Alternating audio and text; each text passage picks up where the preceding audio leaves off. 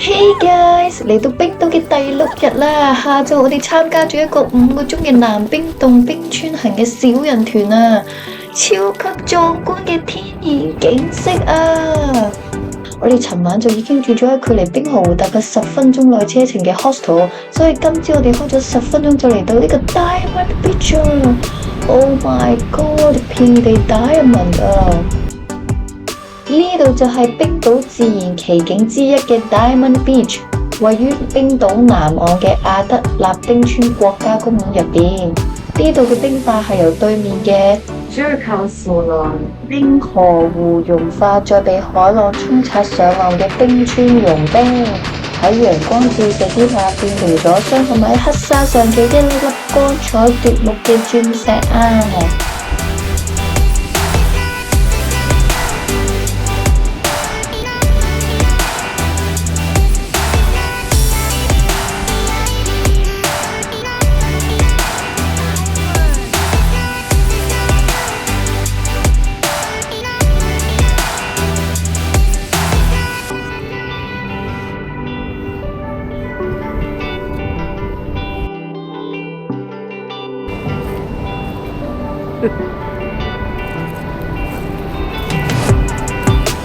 係咪好快？太陽開始出嚟啦！由於全球暖化嘅關係啦，呢度嘅冰塊越嚟越少，越嚟越細粒啦！大家真係要把握時間，盡快嚟呢度觀賞冰島嘅自然奇景啊！轉眼間，我哋就去咗對面嘅傑古沙倫冰河湖。Oh my god！ 真係靚到極點啊！超大嘅冰塊，仲要係 Tiffany Blue 嘅顏色，絕對係睇到目定口呆嘅景色啊！傑古沙倫冰河湖係冰島9大冰河湖之首，亦都係冰河湖總面積最大、最深、名氣最響嘅一個冰河湖啊！啱啱我哋喺鑽石沙灘上面見到嘅冰塊就係由呢度飄過去噶啦。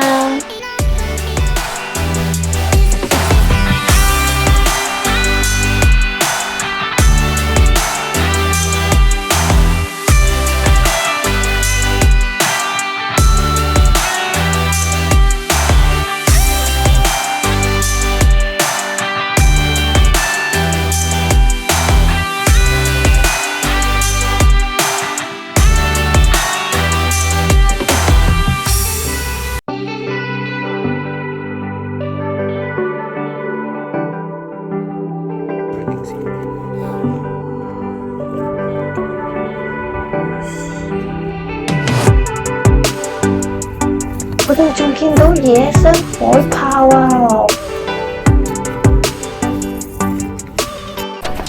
冇錯，我哋中午12點參加咗一個5個鐘嘅南冰洞冰川行嘅小人團，呢個團得8個人啫。基本上所有南冰洞團嘅集合點都會喺呢個傑古沙倫冰河湖集合。我哋去到南冰洞啦！哇 ，ice cream， 都唔喐嘅你哋。video 嚟嘅，快啲啊！由傑古沙倫冰河湖嗰邊出發15分鐘之後咧，就進入咗 F-Road 啦，唔係一般嘅車就可以入嚟嘅，所以我哋要完成呢個當地嘅越野車先可以入到嚟㗎。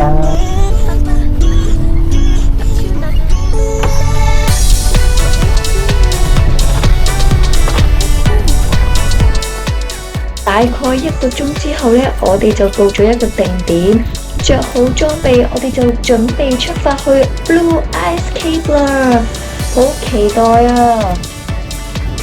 其實冰島南冰洞係冬季限定嘅活動，咁 Local Tour 嘅開放時間係每年嘅9月至到隔年嘅4月。如果想100% 睇到南冰洞嘅湛藍之美呢，我就建議安排喺11月至3月呢段時間啦。咁開團嘅機率比較高啦，亦都確保季節已經進入冬季。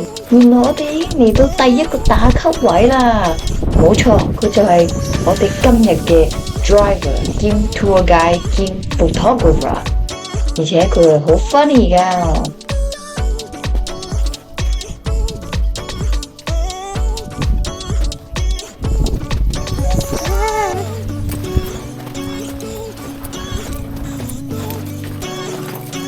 其實冰凍一直喺度融化緊啊，藍冰凍咧係自然形成嘅現象，因為氣候嘅因素咧，每年嘅位置同埋形狀都唔同㗎。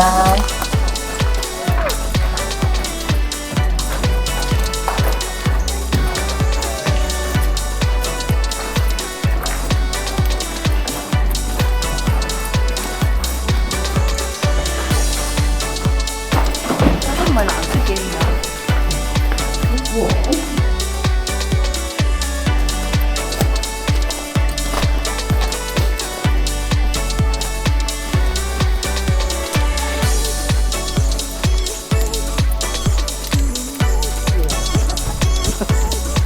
嚴格嚟講呢，冰島嘅 Blue Ice Cape 咧應該叫做 Glacier Cape。咁喺維基百科嘅定義 ，Ice Cape 咧應該係天然嘅洞穴，裡面由大量多年或者全年形成嘅冰所組成。而 Glacier Cape 咧即係由流過嘅冰川嘅水或者冰川融化到下方嘅水形成嘅洞穴或者通道。但係咧，旅客同埋冰島人已經習慣咗用 Blue Ice Cape 嚟形容冰島嘅冰凍啦。而中文咧，我哋就習慣用藍冰凍嚟稱呼啦。咁由於喺夏季啦，溫暖嘅氣温同埋陽光咧，會令到冰川嘅表面嘅冰融化，咁溶水咧則通過呢個冰縫、冰崩坑同埋圓形嘅豎井向下流，所以就會成為我哋驚歎不已嘅藍冰凍啦。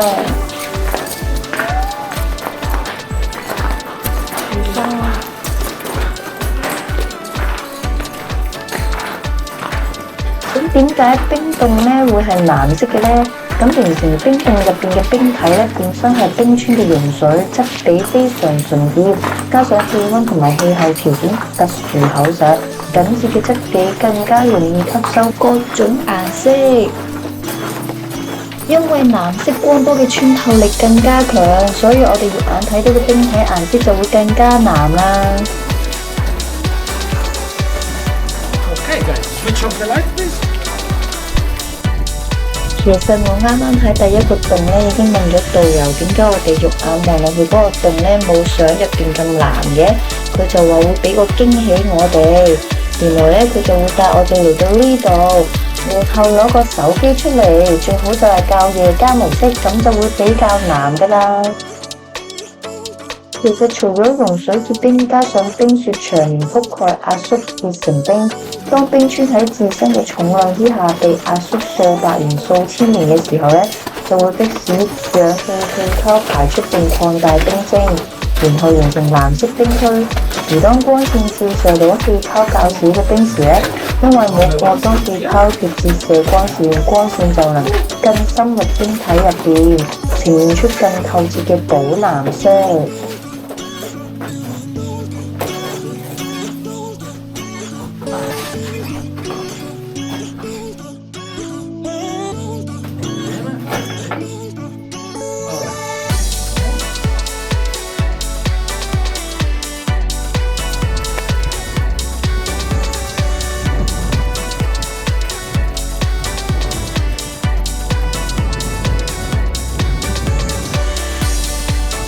嚟到第三個冰洞啦！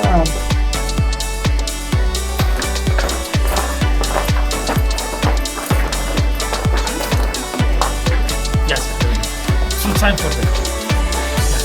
This is the second one. Okay, the name of this ice cream is reflection.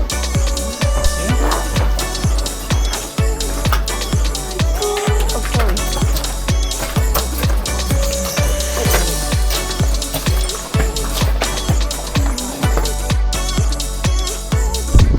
唔好以為就咁就結束啦，我哋係要換另外一個釘比較大嘅冰爪啊！正式開始我哋嘅冰川行啊！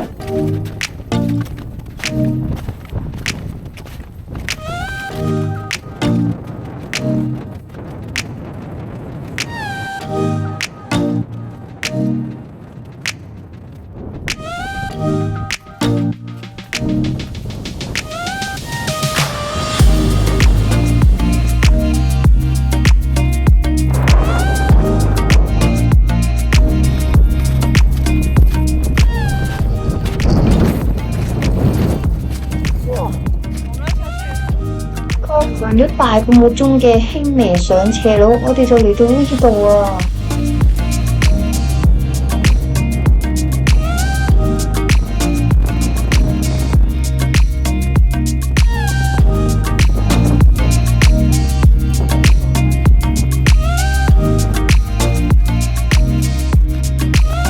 其實我以為呢個團呢，淨係會去一個洞啦，同埋喺冰川上面行2步就結束㗎啦，真係估唔到啊！會睇到呢啲咁壯觀嘅景色啊，真係睇到我下巴都合唔埋啊！呢個團呢，真係不斷有驚喜啊 ！Oh my god, unbelievable！ 係 Ice Canyon 啊！我哋而家要落去呢個咁奇妙嘅 Ice Canyon 啊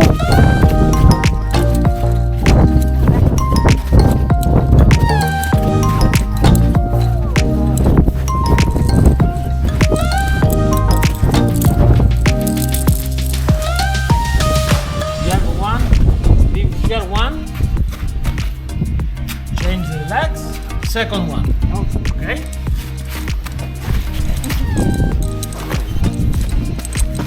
Joa. Yeah. I make the safety system 10 times.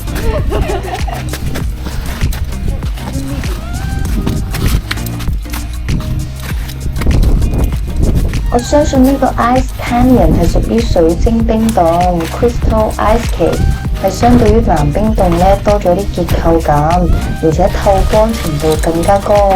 有啲咧甚至係冰球組成嘅冰天花板，光線咧可以直接穿越，就好似水晶玻璃材質嘅透明天花板啊！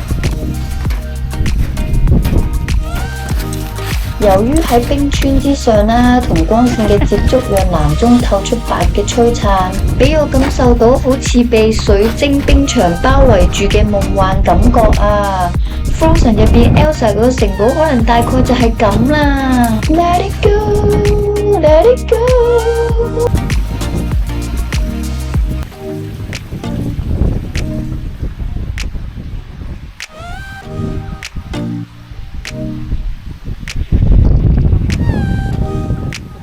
跑到底。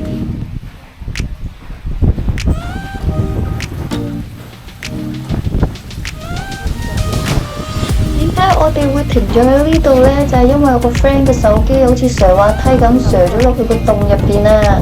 咁個 tour guide 二話不說就立刻即刻除低個包包，衝咗落去幫佢執啊！呢個 tour guide 真係冇得頂啊！好緊張啊，唔知有冇執到呢？好彩呢個洞比較淺，佢先可以即刻落去執咋。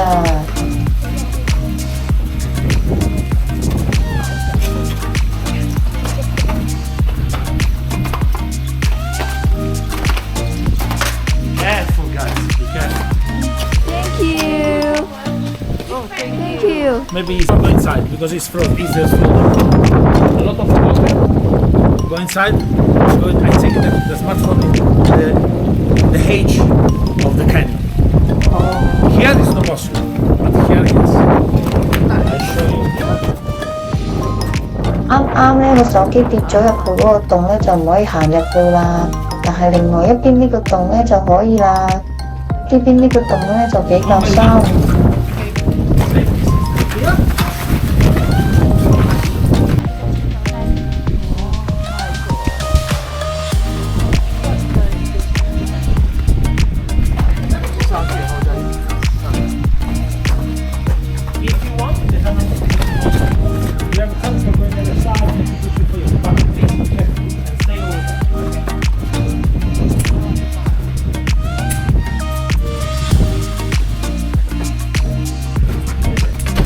呢邊呢個洞真係好深啊，好恐怖啊！其實原來呢個洞呢係俾佢哋用嚟玩呢個 ice climbing 㗎。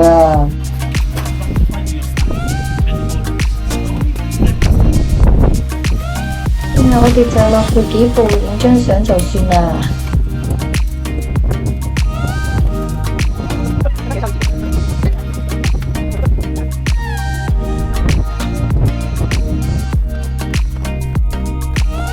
我覺得呢個團呢真係充滿驚喜啊！